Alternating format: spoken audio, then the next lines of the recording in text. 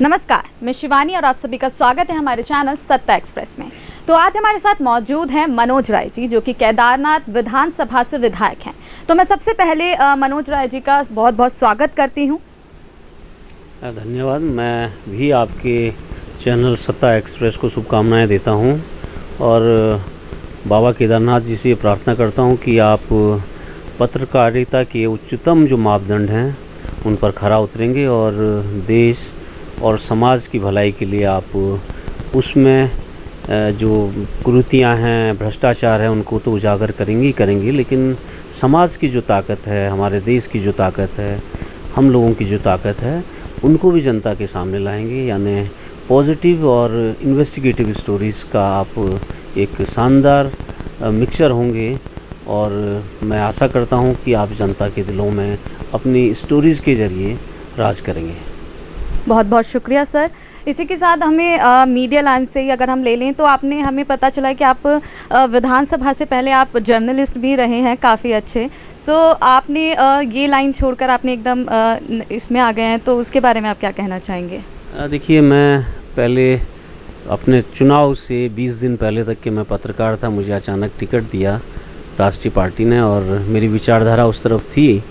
तो मैं ये मानता हूँ कि मीडिया और जो पॉलिटिशियन है उसका रोल एक ही है। और हम अगर इंडियन पॉलिटिकल सिस्टम या इंडियन डेमोक्रेटिक सिस्टम की बात करें तो जिस तरह से एक पिलर, हमारे 4 पिलर, हमारे लोकतंत्र के 4 पिलर में से अगर विधायिका एक पिलर है तो पत्रकारिता भी एक पिलर है।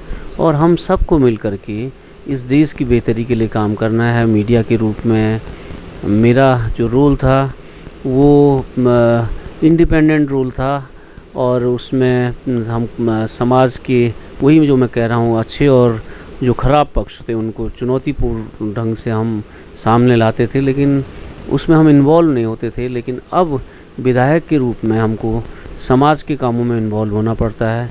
हम अब अपने कामों के लिए दूसरे रूप में ज़िम्मेदार हैं। हम जनता के लिए ज़िम्मेदार हैं, अपनी विधानसभा के लिए ज़िम्मेदार हैं और ये आपको काम करने का एक नया तरीका देता है। मीडिया से हट करके एक नया तरीका विधायिका देती है। तो इसलिए मैंने 13 साल अपना पत्रकारिता का कैरियर समाप्त करने के बाद मैंने उसको अलविदा कहा और अब मैं एक नए कैरियर जो विधायिका का कैरियर है उसको एंजॉय कर रहा हूँ और जनता की मैं सेवा कर रहा हूँ। जी सर, बिल्कुल। सर अभी मैं बिल्कुल ये भी जानना चाहूँगी कि केदारनाथ के रिसेंटली क्या हालात चल रहे हैं, क्योंकि बहुत से लोग हैं जो वहाँ पर जाना चाहते हैं बट कोरोना की वजह से वो नहीं जा पा रहे हैं। और मतलब लोग अभी उन्होंने कुछ लोगों ने मतलब वहाँ पर ये हुआ कि खुल गया है अभी वहाँ पर केदारनाथ, बट फिर से ये इन्फॉर्मेशन आई कि अभी नहीं खुला है। तो आप उसके बारे में क्या कहना चाहेंगे? देखिए, उत्तराखंड की जो 4 धाम है हमारे, केदारनाथ जी, बद्रीनाथ जी, गंगोत्री और यमुनोत्री, इनके कपाट जो शास्त्रोक्त और पौराणिक परंपरा है उसके अनुसार नियत तिथियों को खुल चुके हैं।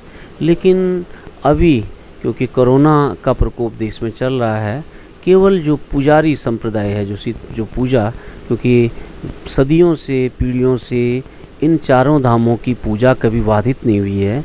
कपाट समय पर खुलते हैं, जो समय कपाट का होता है उसी पर कपाट खुलेगा और जिस तरह की पूजाएं वो करनी आवश्यक हैं।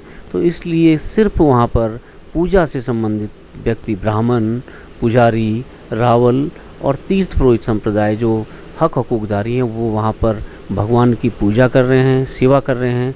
लेकिन कोरोना की गाइडलाइन के हिसाब से अभी वहाँ किसी भी किस्म के यात्री को प्रवेश की अनुमति नहीं है। और हम कोशिश ये कर रहे हैं कि हमारी सरकार जल्दी ऐसे इंतजामात करे कि हम भगवान जी के कपाट एक सुरक्षित ढंग से, ताकि हम कोविड से सुरक्षित भी रहें और भगवान के कपाट कुछ लिमिटेड लोगों के लिए हम खोल पाएँ, इसके लिए हमारी सरकार कोशिश कर रही है। जी सर। सर मैं अब ये भी चाहूँगी कि आप लोगों से ये अनुरोध करें, क्योंकि लोगों को ये लग रहा है कि कोरोना चला गया है और उन्होंने प्रोटोकॉल्स को फॉलो करना छोड़ दिया है। तो मैं चाहूँगी आप लोगों को थोड़ा बताएं। देखिए, कोरोना एक वायरल डिजीज़ है और वायरल डिजीज़ एयरबोर्न होता है, मतलब उसको फैलने के लिए सिर्फ हवा की ज़रूरत होती है, पानी की ज़रूरत होती है। तो मेरा लोगों से निवेदन है, क्योंकि अभी इसका जो वायरस किसी भी किस्म के वायरस को के लिए बचाव के लिए वैक्सीनेशन ही एकमात्र साधन है। और अभी हम अपने देश में 100% लोगों का वैक्सीनेशन नहीं कर पाए हैं। 18 से कम तो वैक्सीनेशन अभी आया भी नहीं है। तो मेरा ये मानना है, मेरा निवेदन है, आग्रह है कि सभी लोग जो कोविड का प्रोटोकॉल है, कोविड से बचाव का प्रोटोकॉल है, उसका पालन करें, स्वयं भी सुरक्षित रहें, अपने परिवार को भी सुरक्षित रखें और अपने समाज को भी सुरक्षित रखें। जी सर, तो आज के लिए बस इतना ही। मैं सबसे पहले बहुत बहुत स्वागत करना चाहूँगी सर का, जो उन्होंने अपना कीमती समय हमें दिया। और तो आज के लिए बस इतना ही। मैं बहुत बहुत धन्यवाद करती हूँ सर का, हमारे साथ आज वो जुड़े और उन्होंने हमें अपना कीमती टाइम दिया। वहीं हमारी नई नई अपडेट्स के लिए हमारे चैनल को सब्सक्राइब करें, लाइक करें, कमेंट करें और देखते रहिए सत्ता एक्सप्रेस।